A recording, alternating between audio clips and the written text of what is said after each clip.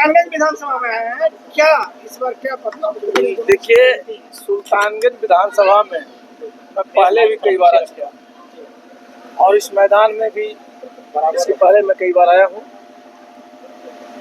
आप जान रहे हैं कि अब चुनाव 2025 का बहुत ही नजदीक है और हम लोगों का लक्ष्य बिहार में बदलाव करना। तो बदलाव कहाँ से शुरू होता है? बदलाव शुरू होता है विधानसभा से। जब विधानसभा में यहाँ पर आप देख रहे हैं जो माननीय विधायक हैं वो बदले जाएंगे तभी तो बदलाव होगा।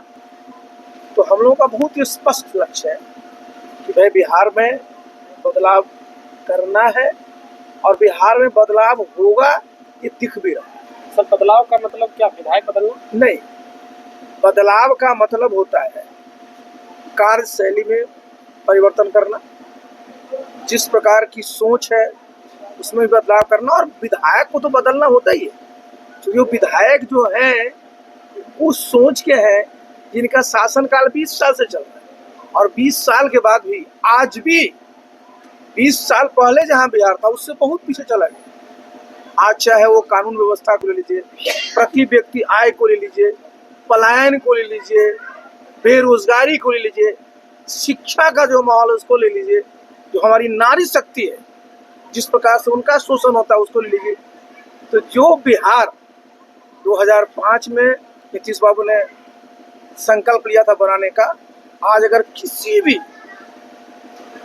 आप आंकड़ा को उठा करके देख लीजिएगा, उन्हीं का आंकड़ा उठा कर देख लीजिए तो बहुत पीछे हम लोग चले गए। और सबसे अच्छा क्या लगता है, नीतीश बाबू को करीब करीब 20 साल होने जा रहा है और अंतिम ओवर का मैच खेल रहे हैं और हर एक बॉल पर सोचते हम छक्का ही मार रहे हैं।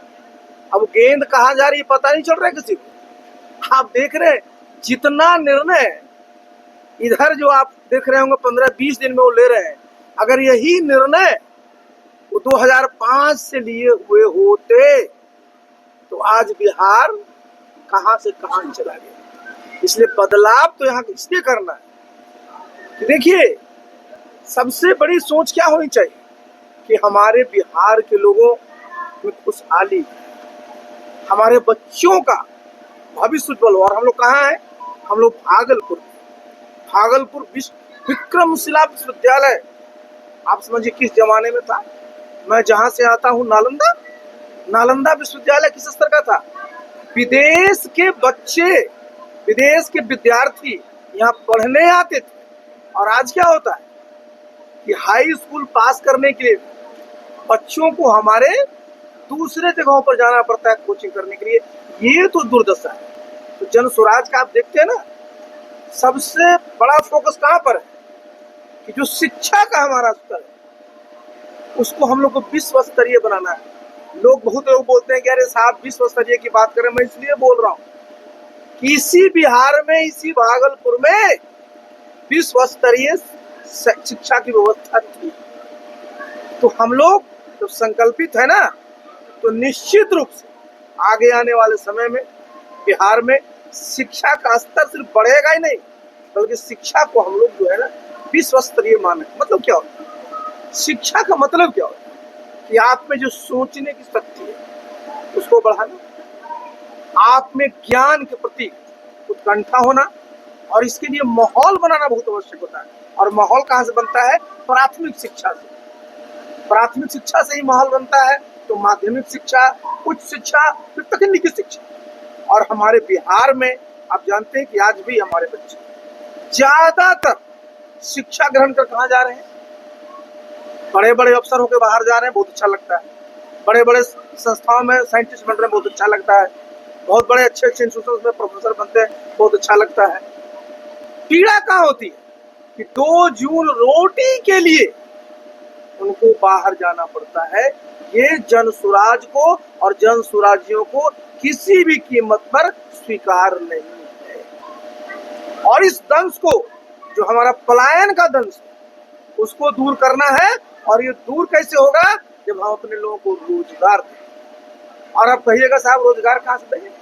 रोजगार की मैं इसी मंच से कई बार बोल चुका हूँ।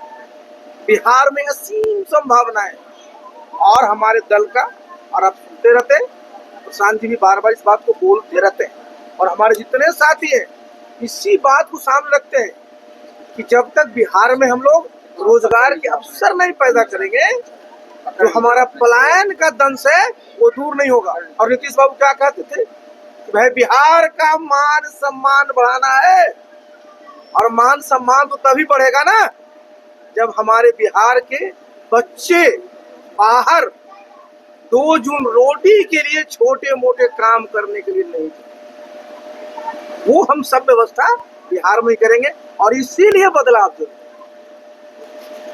इसलिए जरूरी है कि बिहार में जो पिछले कई वर्षों से जो स्थिति बनी हुई है उसको कैसे बदलिए, जब तक सोच नहीं बदले, जब तक उसमें इस प्रकार की नीतियां नहीं लाएंगे जिससे कि जो आज की स्थिति में चाहे वो वैश्विक स्तर पर हो, आपके राष्ट्रीय स्तर पर हो, प्रदेश स्तर पर हो, उसमें जब तक नई चीज नहीं डाले। और नई चीज क्या है?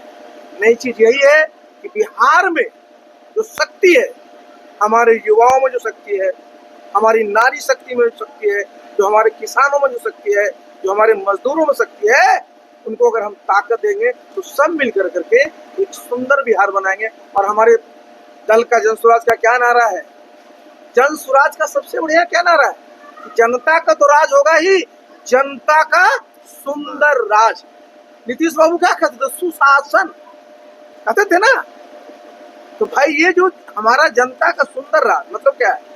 जनता तो चुन के भेजेगी, लेकिन जो राज होगा ना वो सुंदर होगा, उसमें किसी का भी किसी स्तर पर, जिसको हम लोग कहते हैं एक्सप्लॉयटेशन नहीं, सबको इस प्रकार की व्यवस्था मिलेगी, इस प्रकार के अवसर मिलेंगे कि उनमें जो अच्छा है वो भर करके आए और हमारे प्रदेश में उसका लाभ मिले, जिसमें कि भारतवर्ष में बिहार, आज आप जरा जान लीजिए